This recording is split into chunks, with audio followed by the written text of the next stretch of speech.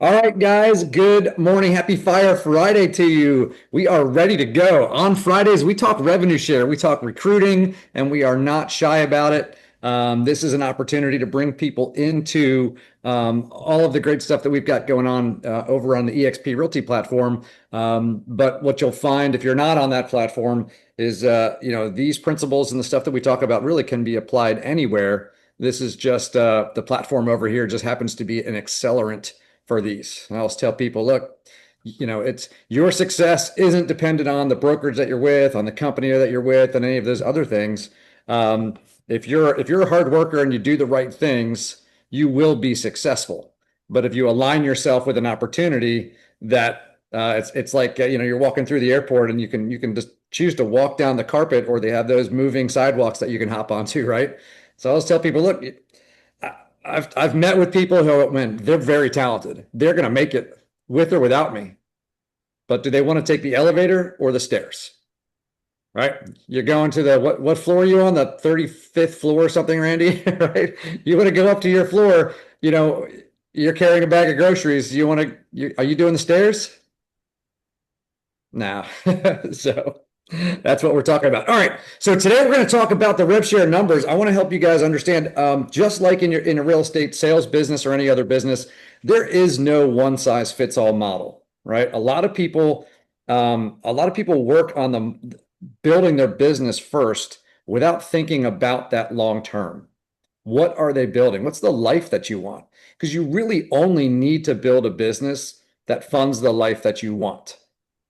And you guys know that poem, and it's in Think and Grow Rich, about bargaining with life for a penny, right? And the bottom line is you can get out of life whatever you want, right? But you have to know what you want, because whatever you work for is what you end up with. And so if you're not thinking with the end, if you're not beginning with the end in mind, if you're not thinking about where you want to go, then you're going to build a business or build an organization that either isn't big enough to fund your dreams, your life, your reason, as we call it here in the Fire Partners group, right? Or you're going to set off trying to build something that's way bigger than what you need, right? And so, okay, having more money than you were thinking about having is fine, but with more money comes more responsibility, right? There's more effort applied to it. And so that has to be that life that you want to build. You want to build something like, Gene Frederick and Brent Gove and those guys. Well, they live pretty great lives. Okay. Nobody can argue they have a great life, but they operate large businesses. They have staff, a lot of staff. They have a very large monthly budget to run those kinds of things. Now, you may be dreaming of building that, and that's awesome, but that may not be what you're dreaming of building. You're dreaming of building freedom for yourself, financial freedom, time freedom, those things, right? We always say the financial freedom is the ability to make the decisions you want to make without first having to check your bank account for permission, right? I read somewhere that what part of what they were trying to build their vision for themselves was having a blank calendar that they got to fill with the things that they wanted to do. Love that perspective, right? So when you're building an organization, it's not just dollars and cents. Okay. It's quality of life. It's the type of things that you love doing. It's what you're passionate about. It's what you're good at. It's what experience you're bringing to the table. It's what your behavioral style is and your personality. And sometimes even maybe it's your market and all of those things and what you want to build. So there is, just like with teams, right? There used to be this old, I came from the old MREA group, right? And there's a lot of gold in that book. There's a lot of wisdom in there and a lot of experience. However, the one thing that I disagree with is that it's structured to be a one size fits all model. That is, a bigger is better, build this, keep going, keep leveraging, and that kind of stuff. And that's not what everybody wants. And that's not the only way to be successful. And we all define success differently. So I'm going to show you guys a few different ways to do this and how it maps out financially, so you can take a look at what you're trying to do.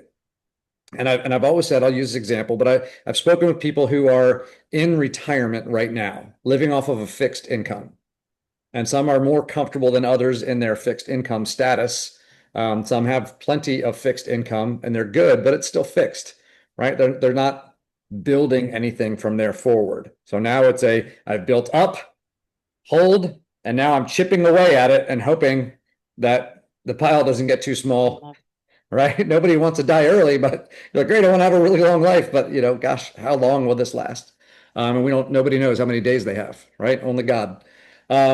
So and so you have that, but some of them are concerned they don't have enough. They did as much as they could. They can't work anymore. They don't want to work anymore, whatever it is. And they look at it and they say, listen, I have enough to pay all of my bills. But if I wanted to, I don't have enough. Like I'm secure. I have enough money. We're comfortable. We can do whatever. If our car breaks down, we have enough to go get a car if we have to. We have just the basics. We're okay, but we're afraid to do a lot of traveling. We're afraid, like, our grandkids are now all over the place, but I'm afraid to jump on a plane and fly all over. Maybe we'll just drive because it's too expensive because we can't chip away at it. Maybe we would love to go to Europe or go to the Caribbean or do whatever, but it seems super extravagant because we're afraid to chunk down our retirement. Right. And so for that, if you're living off that fixed income, what would another two, five, maybe even $10,000 a month coming in like clockwork in addition to your other fixed income, how would that change your retirement perspective if that's going on into perpetuity? What does that do for you? Right. And that is not a massive, I mean, we're talking, there are people in EXP that are, that are earning three, five, $800,000 a month in revenue share. Those are big, blow your mind numbers, right? But I'm talking about three, eight, $1,000 a month.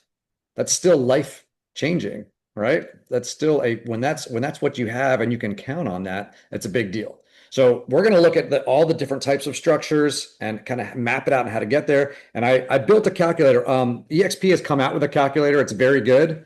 And so you can use that one. This one, again, is not something. This is just when we do calculators. This is kind of my this is the fine print on this. When we do these calculators, there are a lot of factors that go into how revenue share is generated and calculated. And mine actually doesn't. It does take into account a bit of the kind of bonus or true up structure that exists on the first couple of levels, but that is something that is kind of a moving part, if you will, and you don't know how everyone is going to produce at what level. So we put in estimates. So the final number of what we're showing you is an estimate of where it should be. Been doing this for a while, and I've seen all the numbers for a while, and I know kind of how the sausage is made, if you will. So my calculator is pretty darn accurate. I've run it against the algorithms at the company, and I've run it against multiple actual revenue share organizations. And I mean, it's literally come out within hundreds to maybe a few $1,000s for people that were earning, $3 million. So it's pretty tight, but again, everything is different. So, but it'll get you in the ballpark. All right, let me share my screen and I'm going to show you guys what this looks like. All right, there you go.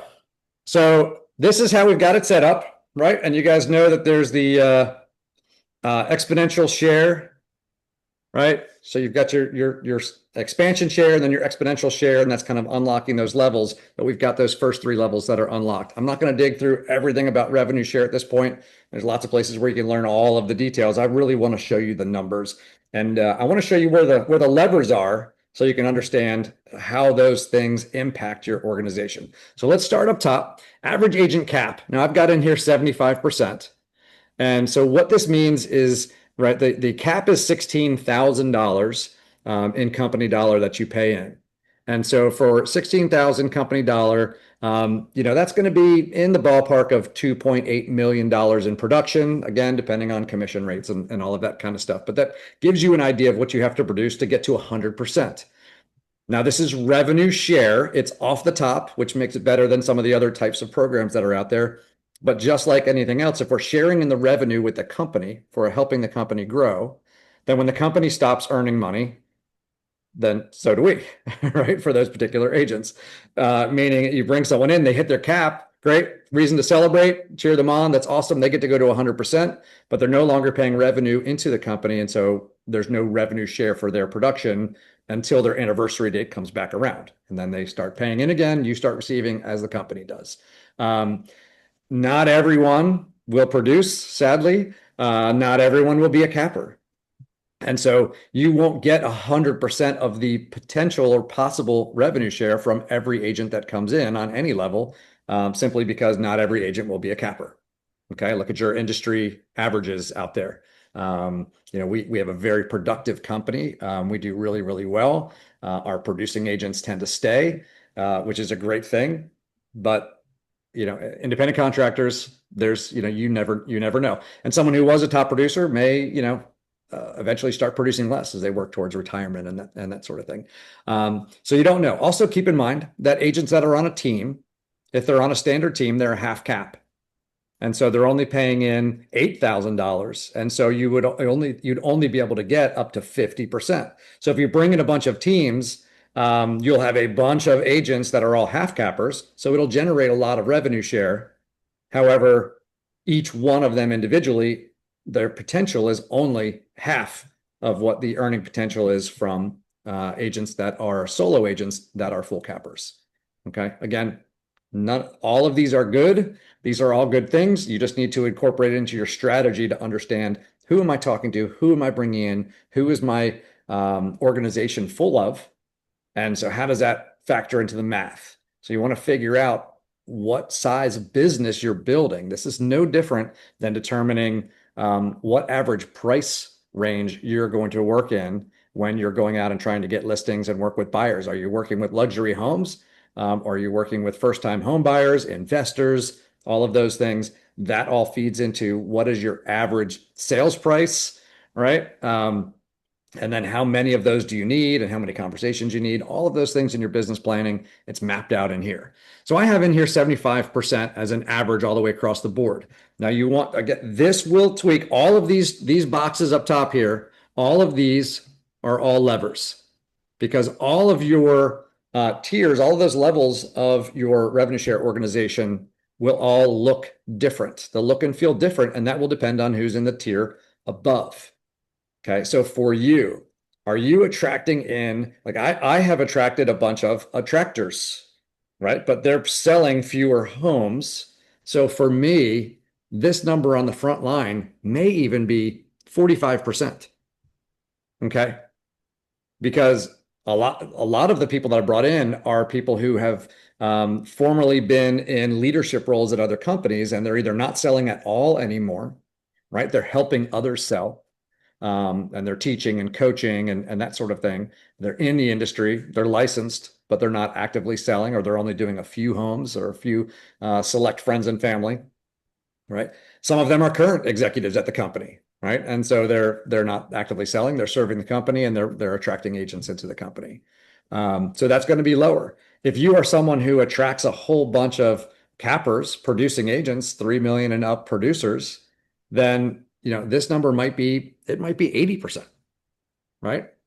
Okay. So if you bring in a whole bunch of team leaders and they all cap, you're at 80% or 100% or whatever one I've brought in as a capper, that's really great. If you bring in a bunch of team leaders, keep in mind that automatically, if most of the people that they bring on initially are all their team members, then they're going to be at 50%.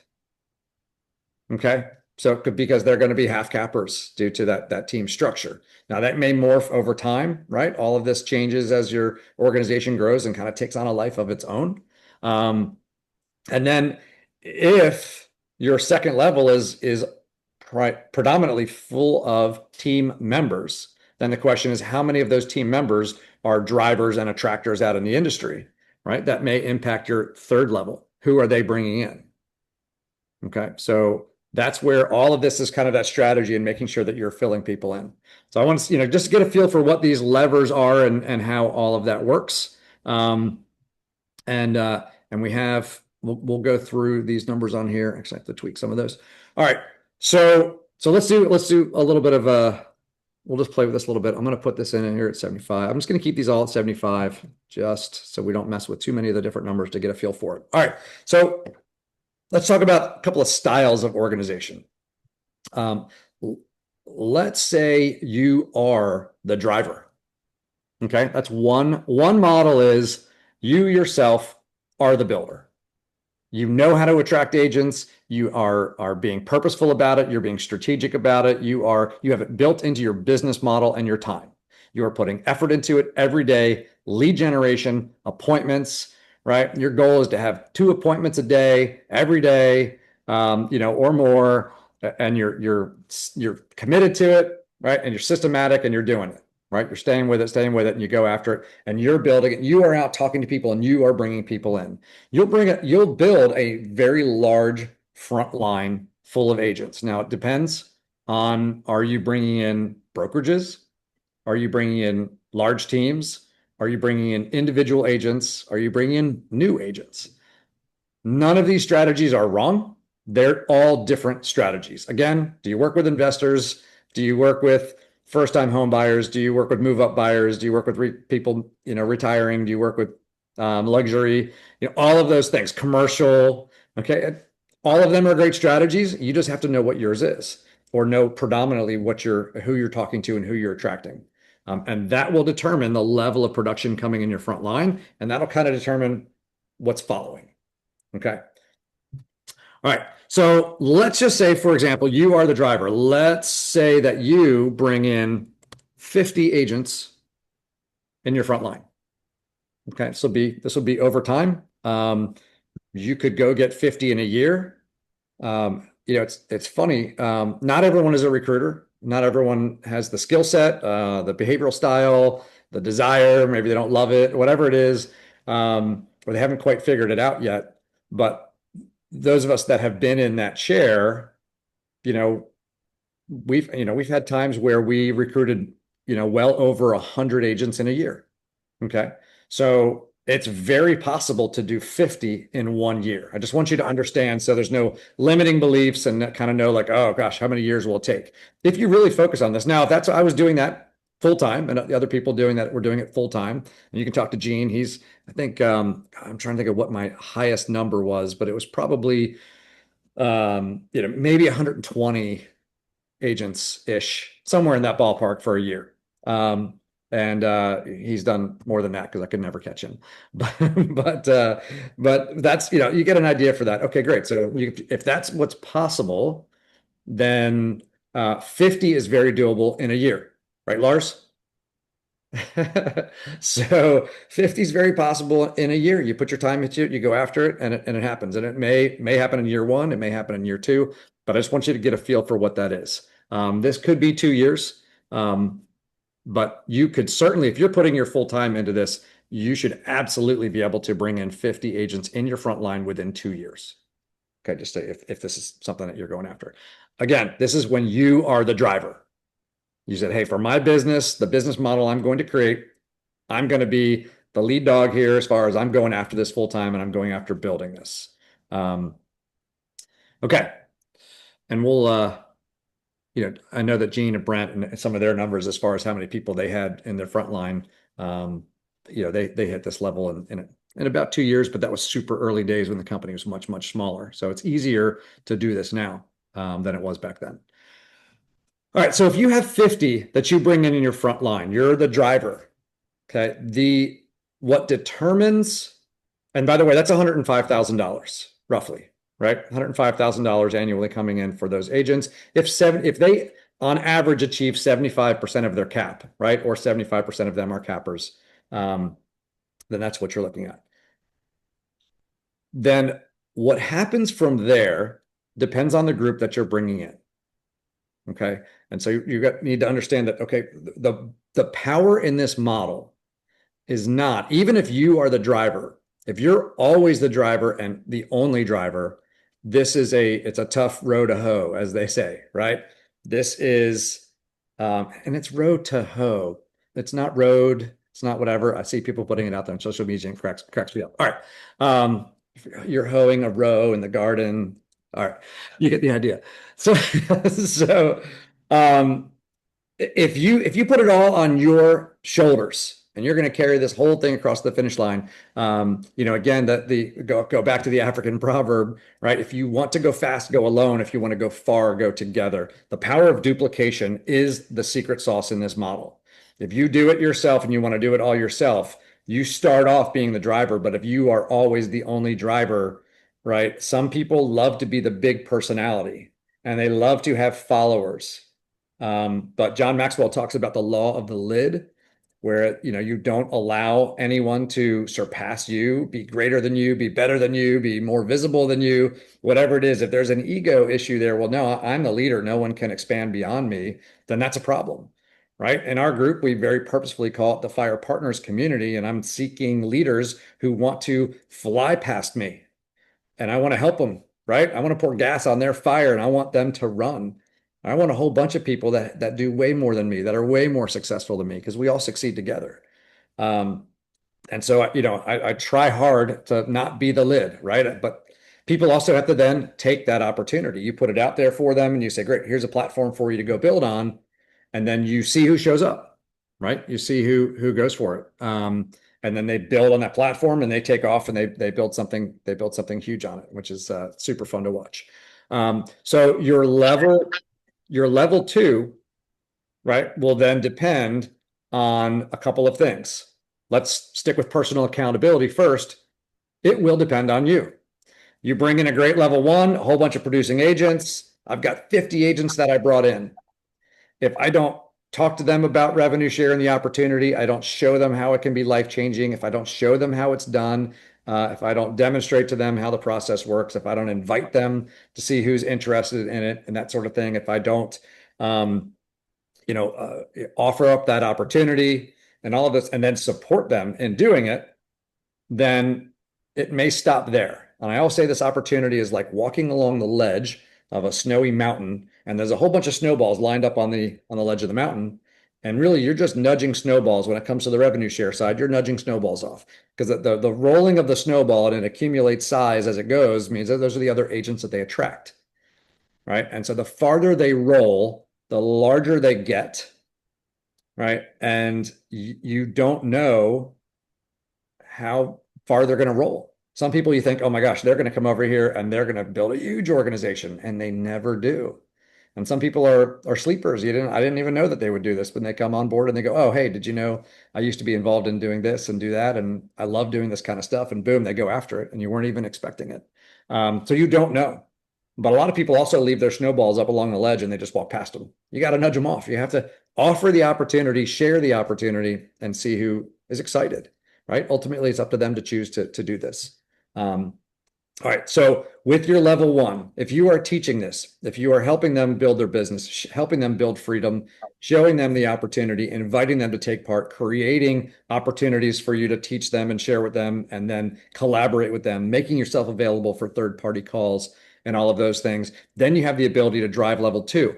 What you will find is, it's a percentage. It's a small percentage of the people who want to do it, are able to do it, and then actually do it. Okay. So they have to have all 3 of those qualities. And a lot of them stop short of step 3, actually doing it. And that's okay. That's okay. I mean, they're going to choose to do what they want to do.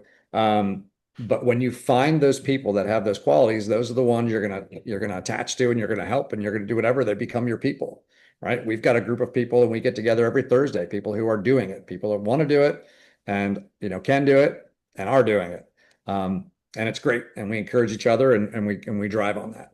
So that is something where now this level 2, if that builds. So again, depending on what you're doing, that depends on where this number goes.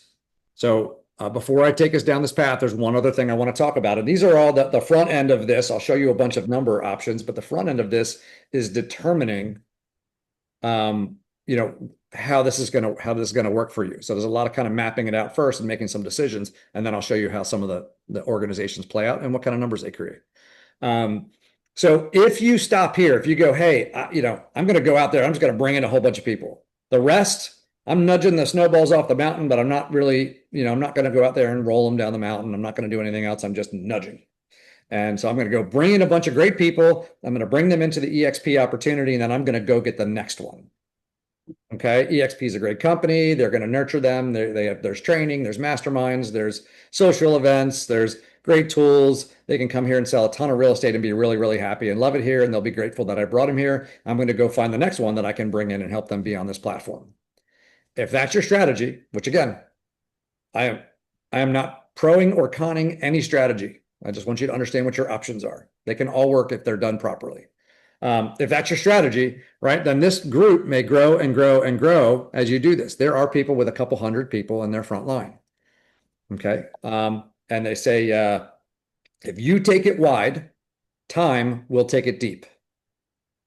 All right. So if you build out that front line, building your front line is almost always the best strategy, right? You have to do that because again, you don't know which snowballs are going to roll and which ones are going to roll far.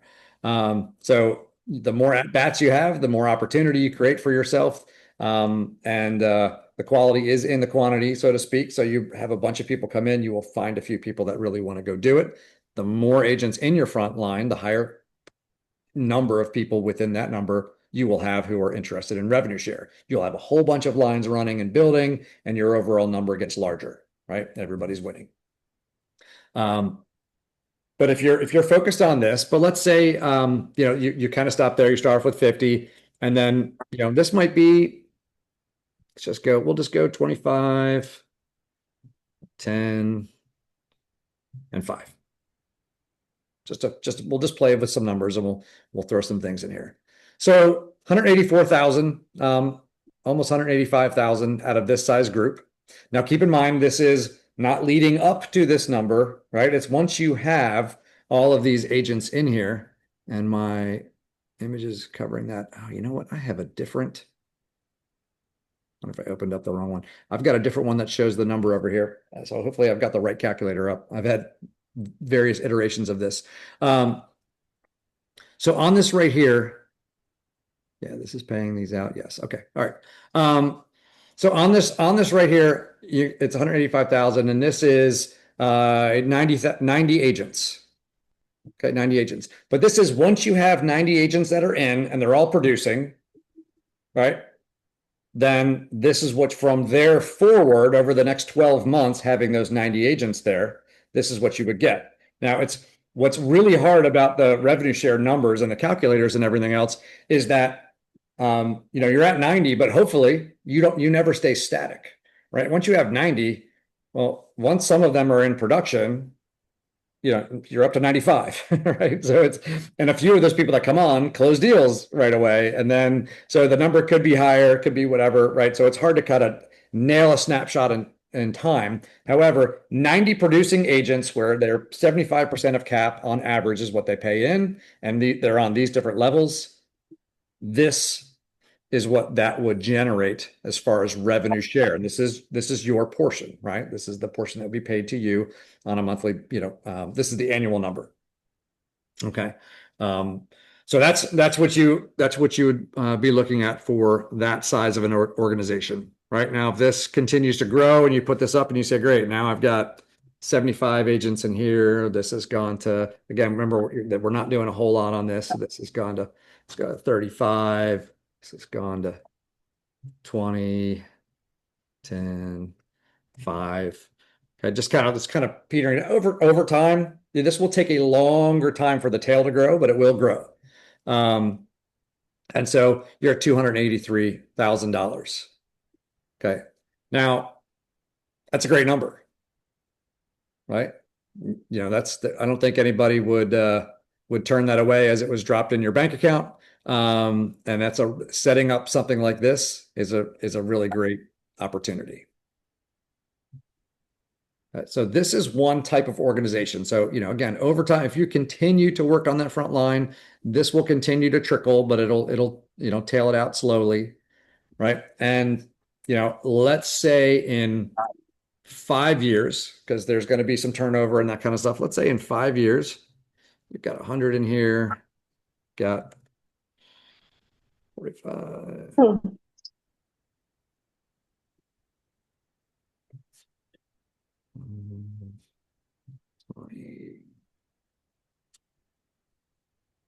Throw some numbers in here. Okay. So if that's the way that it works, it's $500,000 as long as everyone stays at that production level. If you're able to bring in 100 agents that are 75% cappers, right? Now that's really good recruiting, though. I'll be honest with you. Bringing in 100 agents and having them be on average 75% cappers, or on average 75% of them are cappers. That's it's pretty good numbers. If we take this down to 50%, just want to show you how this impacts, right? It goes down to 380.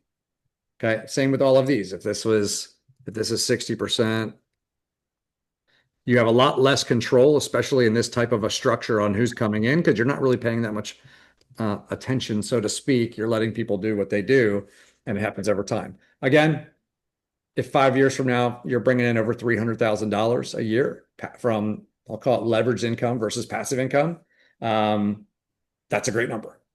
That's a great number.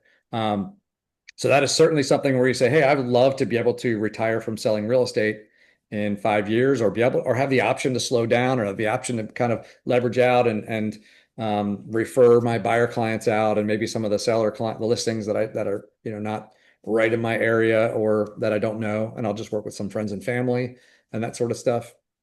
Having this as regular income coming in is very powerful. All right, so this is one style. Let me show you another one real quick.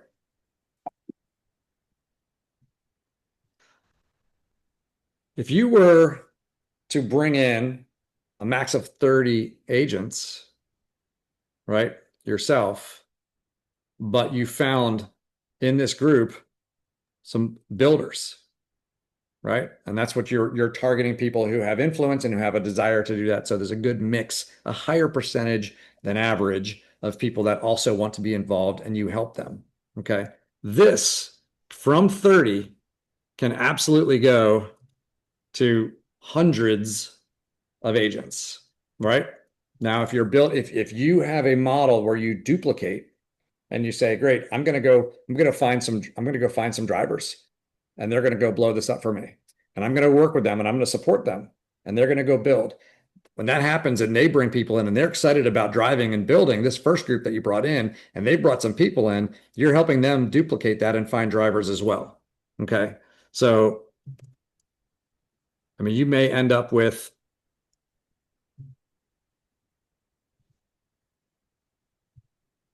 something that looks a little bit more like this.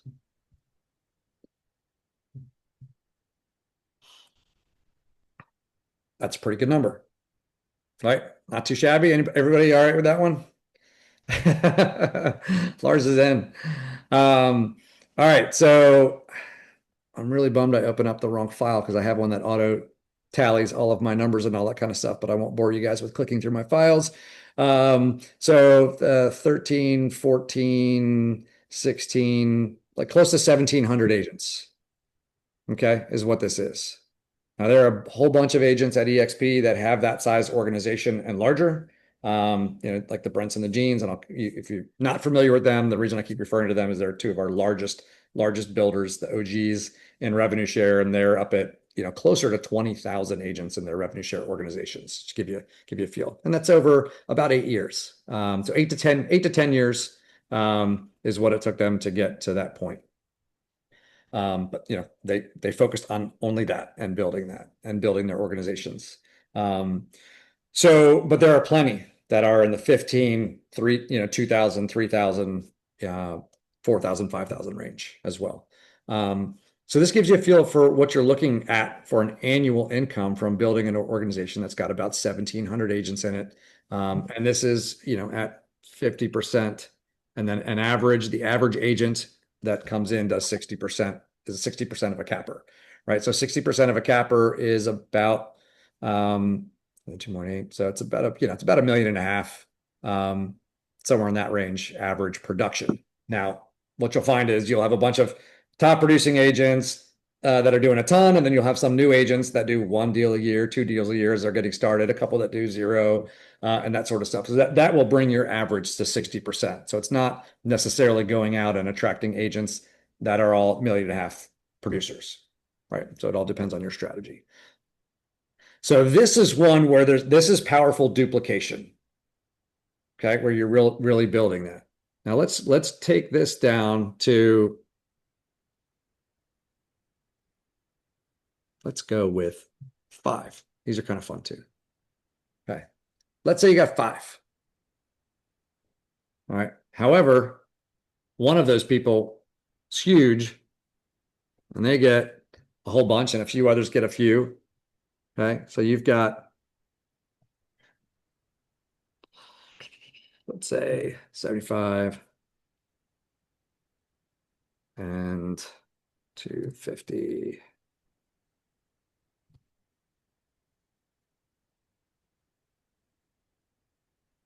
Keep that like that.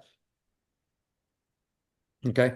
So you can do this. This is another one where you're not doing much of the heavy lifting on this. You brought in 5 agents. Okay. However, they've brought in a whole bunch more. Now, the only issue with this is you have to unlock these other levels, right? So you unlock those levels at 30. So you're not getting your maximum payout from this. So we're going to go through this for a second. That's at 5 at 231, at 10. Okay, 526. Look at that. 5 more agents doubled your income. 5 more agents. There are so many people sitting there. How many of you are 1 agent away from the next level? Okay, it doesn't matter if you're 5 agents away or 1 agent away, you're still missing out on that same level of payout, right? So when you get to that level, it's like, oh my gosh. So you need to do the calculations and understand how much more would I get with just a few more people in. That's a few more sales. Imagine if you were closing a bunch of deals and you're getting paid what you get paid in your commission, and someone said, hey, if you could close 5 more deals, it will double your income next year. Would you find a way to go get 5 more sales? Right? Yeah. If you get 4 more, it wouldn't double it, but if you get 5 more, it'll double it. Or what if you're 2 away and they've said, hey, 2 more sales. If you get 1 more sale, you'll get a little bit more, but if you get 2 more sales, it'll double your income. I'd find a way to go get 2 more sales. What about you guys? All right, so that's 526. Let's take this to 15. Now keep in mind, it's not the impact of this first level. I've got this first level down at 50% of cap. So it's 5 agents at 50% of cap is not going to be that big of a difference. It's what it unlocks. Okay, so where was I? I was at 10. So let's go to 15. Look at that. 768. Unlocking, you're getting the maximum payout at these other levels. All right, we go to 20. And we'll take this up to 30.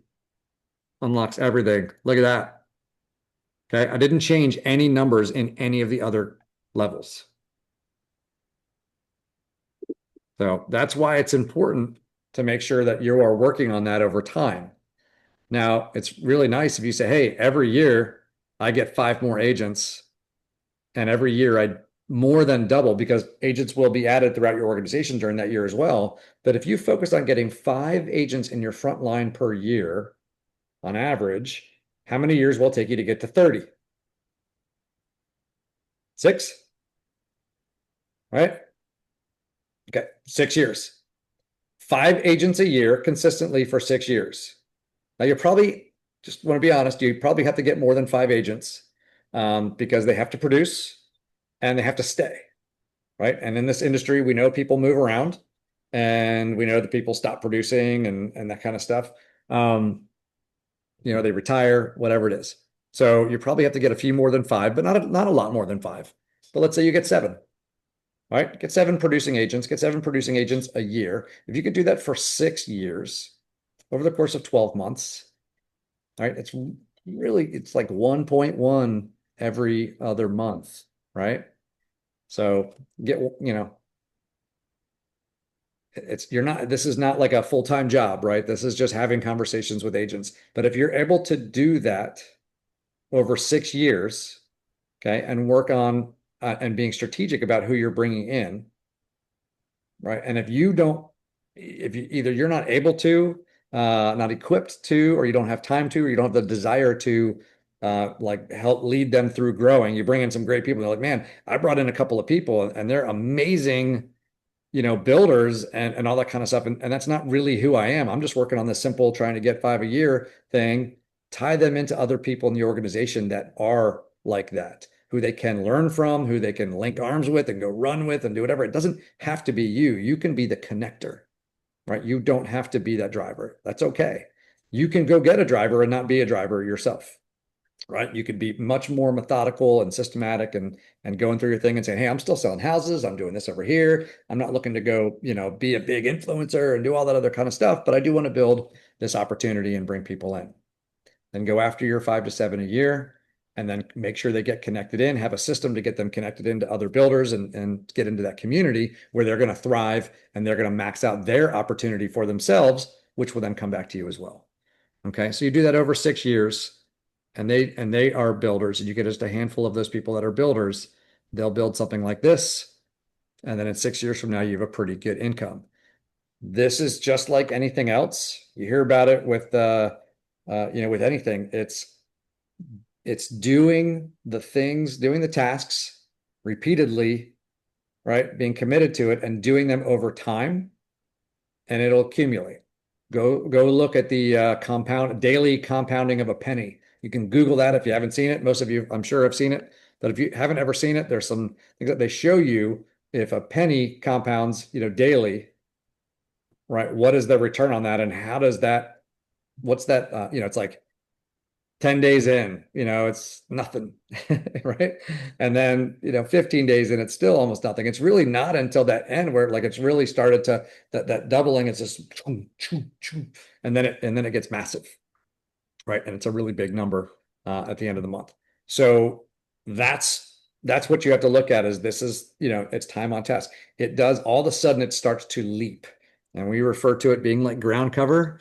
They say the first year it sleeps, the second year it creeps, and the third year it leaps, right? But you have to know that the roots are growing underground and things are happening, and that it will start to grow exponentially with time and commitment. You just can't stop. You have to build it into your schedule, build it into your day, and have some systems to it that you can leverage so it doesn't take up all of your time, and have that structure that you want. Okay.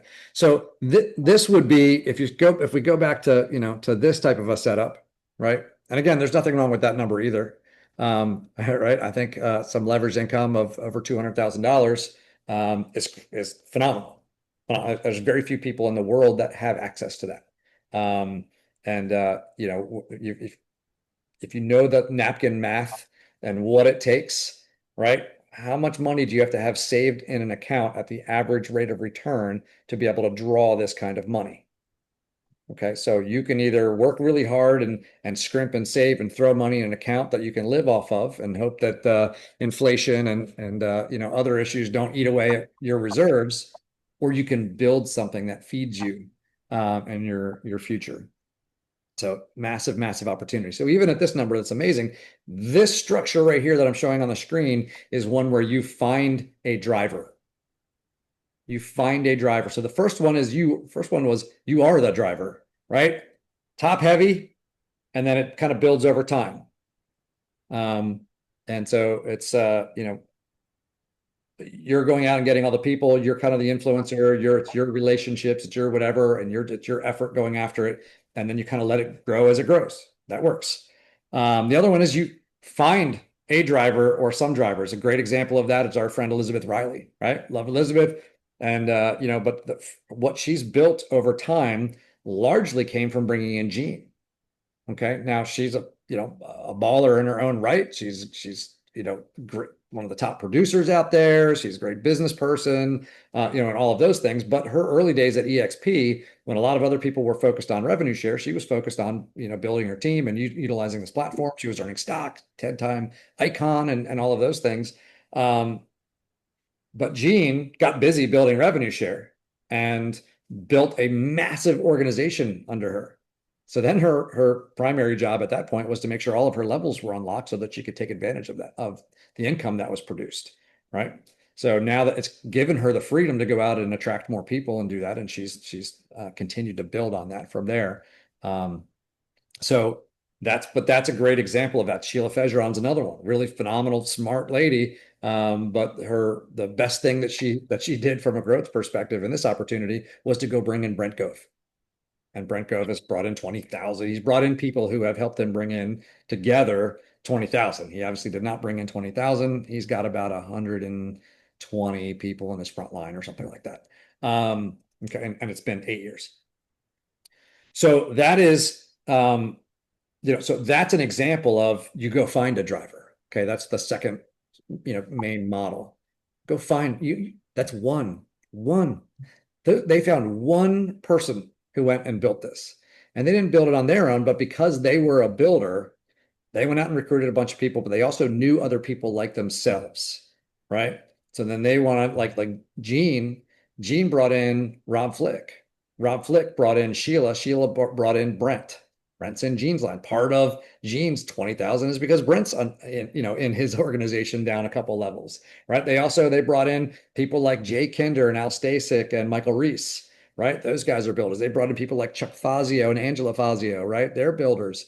So all of this, it's not any one person, having massive. It's creating this culture of growth and an opportunity where when the right people come into the right opportunity, it's a massive catalyst for growth. Okay. The Fazios, I love their story and they're phenomenal human beings. They had one of the top brokerages in the country, top, solo brokerage offices in the country, close to 900 agents, but they had hit capacity, right? Their market was super saturated by what they had built.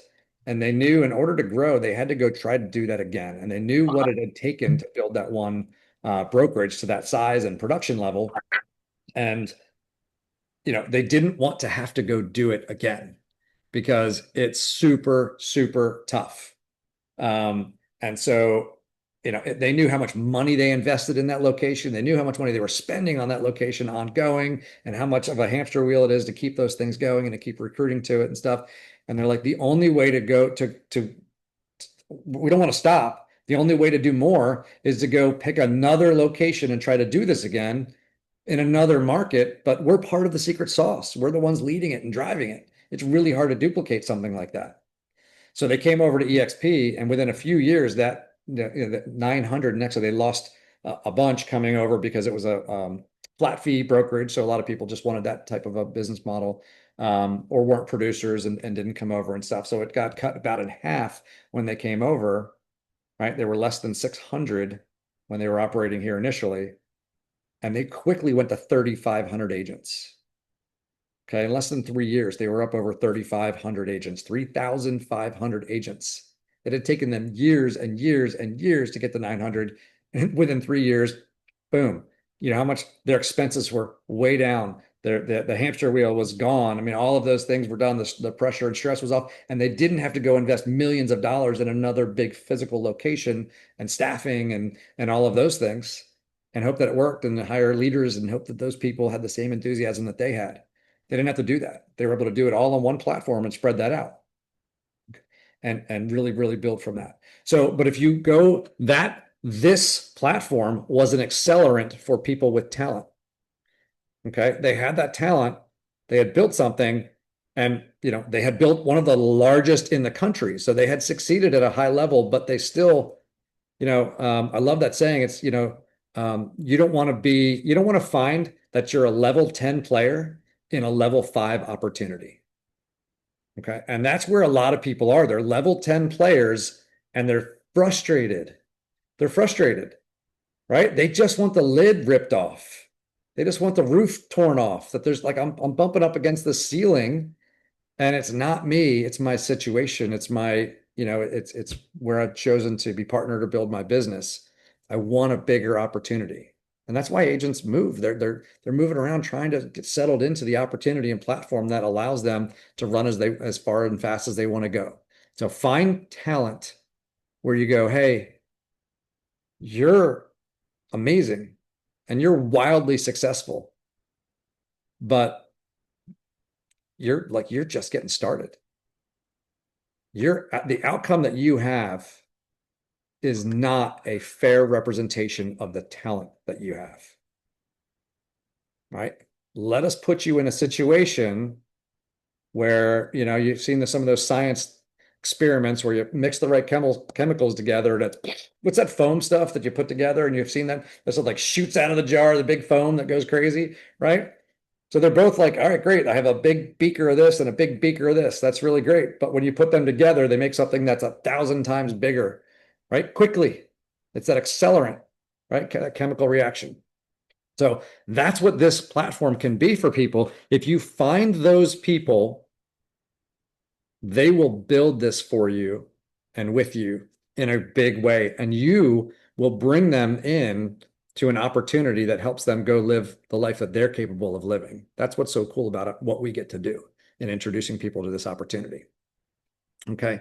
So the other third option, if you will, and there are multiples, right? This is all these different levers, because keep in mind, like all the levers are like the production of the people you bring in and what kind of, what you're offering and, who and who you're bringing in. And, do you want something that is going to create ongoing opportunity for you to interact with your organization? Or do you want to create something where you kind of bring people in and then that's kind of it. I want to build something, but then I want it to kind of take on a life of its own and I don't want to have to do anything anymore, and that sort of thing. I know for me, the approach that I've taken, that my wife, Kristen, and I have taken is that we want to build a community. And that's that third structure. Again, this isn't right or wrong for anybody. This was just right for us.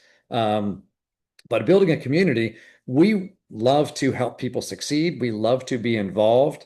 And we are willing to put ourselves out there to lead, to start, but we also want to build something that does take on a life of its own, that provides a place for others to lead, so that we're not needed anymore. Doesn't mean we go away. It just means other people have an opportunity. Leaders like to lead. Leaders like to lead because they like to help people. They like that high of connecting people to an opportunity that helps them succeed, that turns on the light bulb for them, that gets them excited about life again and excited about opportunity, and they go out and do something that just brings them energy, right? And they lean in and help other people. They want a platform where they can help the most other people succeed.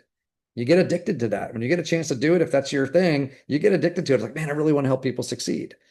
But I want to create a platform where leaders can come in and go, hey, I get to impact more people on this platform than I can do alone. Let me get in here and lean in and go help people. And I'm going to bring more people into this. And I'm going to go try to find some other people that are like me that they can come in and lead. And then you have, you're always going to have leaders and followers, and you're always going to have more followers than leaders, just because that's the way of a kind of people's natural behavioral styles and that kind of stuff in the world. But when they all say, when you're looking for the heroes, you're looking for the ones that are going in, towards the danger, right? They're going towards when there's a problem, there's a fire. I think of the brave people on like 9/11, the firemen and firefighters and that sort of thing. And they're running into the building when everyone else is trying to get out because they're going in to save people, right? And the world needs those people. But it's an awesome platform. So we build a community for that. Then everyone has a place, right? A great and healthy community has a place for everyone to contribute, whether you're a leader or not. And I hate to call people followers. So I don't really like that. It's more, community members of all types have a place in the ecosystem where they give and they get. We talk about need a penny, take a penny, have a penny, leave a penny, right? You get out of it what you need, and you give what you have. And everybody helps in different ways, and it's pretty awesome. So that's been our vision in creating the FYR Partners community. And in a community like that, you're doing both. You're out bringing people in, you're doing that kind of stuff. So let's say that you've got 35 people in here, okay? But within those 35, so you're bringing people in, you're building people, because there's people of all different types. When I go and do agent attraction for us, I look at that ecosystem of people in my level one. Who do I want to help? I've got people that are, again, former execs and leaders and all that kind of stuff, current leaders in the company. We've got top team leaders, top producing teams, and we have brand new agents and top producing solo agents, right? Everybody in between in our front line. And they're in states all over the country, different relationships that we have and different people that we've come, across our path over the years, right? So you build that out, and I think over time, I'm trying to think of where I am as far as how many agents, because some people have left. Unfortunately, we've had even a few pass away over the last 6 or 7 years. But uh, I think probably brought in uh, somewhere 60, 70 people in my front line over time. And it's probably down to around 40 or so. But let's just go, we'll go in here, right? So then if you put in with that level right there, though, the opportunity for level two with the right people in there, okay, is let's say 225. Okay. So that second level, if you're building a community, all right, then you're building that ecosystem. Some of those people will be teams, some of them will be brokerages and all that kind of stuff. So you may bring in people 5 at a time, it may be people 25 at a time, it may be people 200 at a time. Okay, bring that group in right there. Okay, now if you continue to do this out of each level, you're finding your leaders. Okay, and what you want to do, yes, the back end outcome is that they grow your organization and everybody makes more money. But the reason in doing this, what makes it all work is you have to help them find their place. You have to help them achieve their goals. You have to help them, have the opportunity. Some people will produce great and they'll make a ton of money, but they won't feel fulfilled because they don't have an opportunity. Some people want to teach. Some people want to coach. Some people want to lead. Some people want to be famous. Some people want to be Insta famous. They want to be influencers. Whatever it is, find what they're looking for. Make that opportunity available inside of your community and have it a way where everyone's helping each other through it, right? So that 225 can easily be 450, right? That 450 could easily be 700. Okay. Now, again, over time, they say at first it starts off like a triangle. Okay. Then it looks like a Christmas tree, right? And then, well, I'm sorry, first it's an inverted triangle. I gotta do this upside down. I'm not coordinated enough to do this. So, so first you've got the inverted triangle, right? Then you've got a Christmas tree, and then you have a regular triangle. Because over time, right, it starts off, you're bringing everybody in, and it kind of peters out as it goes down because it's early. Those people are just starting to attract people, right? And then it actually flips and gets wider in the middle because of that duplication. But from that middle swath, now that middle swath becomes just like what the top of yours used to look like, and that part tapers down. And then over time, weight, right, of all the people referring and just the sheer numbers and the exponential way that this model works, then your seventh level ends up being the largest. Okay. And I know from talking to the influencers and looking at all of the numbers, they typically get about 60% or more of their total revenue shares coming from levels 6 and 7 because of the sheer numbers that are there and the fact that you can get a great payout on those levels as well. Okay. But let's say this is kind of mid-range on this. Okay. And this is okay. So this model right here, and this is 1,000, 15, 1,700-ish, 17 to 1,800 agents. Okay. It's a $2 million payout ongoing. Okay. This is from building a community where if you build a community, no one feels like they're on level 4 or level 6 or level 3. They feel like they're part of a community. There's no stop or start to a community. Okay. If you move into a really awesome neighborhood where it's all the stuff you need is right there and everyone gets along and you get in there and you're like, cool, I get to do this and I get to do that. I get to be part of this and I get to be part of this. And all of these things are happening and everyone's helping each other out and people are, old school, watching each other's kids and, and that kind of stuff and taking care of each other and looking out for each other's houses and, doing neighborhood cookouts and all of that kind of stuff like that. Like, nope, it's like, well, okay, I've been here for 10 years. You've been here for 1 year, but you don't feel like an outsider. You get to come in and contribute right away. You get to be part of something fun right away. People are friendly and welcoming to you right away. It has all the stuff that you want right away. It feels really good. That's when you build a community, there's no start or end, and different people lead different things in the community. One person leads the local whatever that's going on. One person's leading the swim team over here for the pool for the kids. One person's the one that always does the cookout, one, whatever. People have their things that they do, and there's no top level leadership in this. Everyone's leaning in and doing what they do. Okay. And there's some people you can just count on. They always show up for everything. Love those people, right? It's like, they're always going to be there. They all just want to be involved. They just love the group and the community. That's great. That's their role. So this is what you're looking at. This is another way to build, but this is probably more work on the front end. If you're doing all the recruiting and you're the driver, then you're doing a lot of that kind of work. And if you love that, you kind of still get the thrill of the chase and closing the sale because you're going out and talk to agents and you're converting and you're getting people signing up, and that's super exciting. And so if that's your behavioral style and you love that, great. In this, there's a lot of work in setting up the community.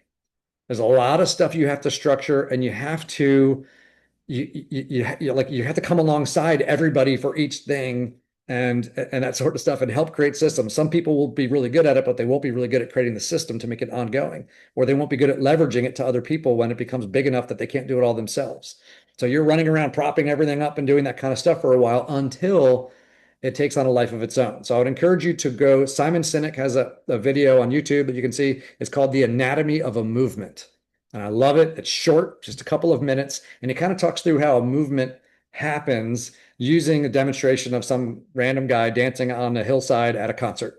And it's really fun. It makes it super simple, but it's really true how he talks about, like, how he demonstrates what they did to make it happen in a real life situation, right?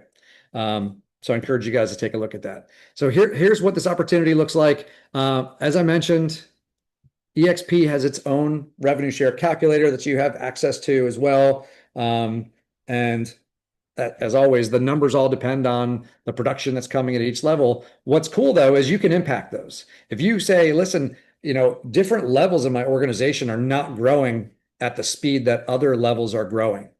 Well, it's the level above that one where that group is either not interested in revenue share or they're not finding traction. If they're interested in revenue share and they're not finding traction in attraction, right? Then they might need help. They might be sitting there frustrated. It might be your level 4 and your level 5 is not growing that much. That's where you reach out to your level 4s and say, hey, how are you guys doing? Are any of you interested in attraction? How do I help you? Right. And that you lean in to help them go do that. And then you may resoundingly hear back from your level 4, we're not really interested in agent attraction. That's okay. We're not here to force anyone to do this. That's your level 4. But I'm going to go back to my level 3 and go, how do I help you guys bring in people who are interested? Because your line is dying. Like, I might have a bunch of people on all the different levels, but my level 3, they may only have one level below them, and they're not getting that much revenue share because it's not, the snowball's rolled for 6 inches and stopped.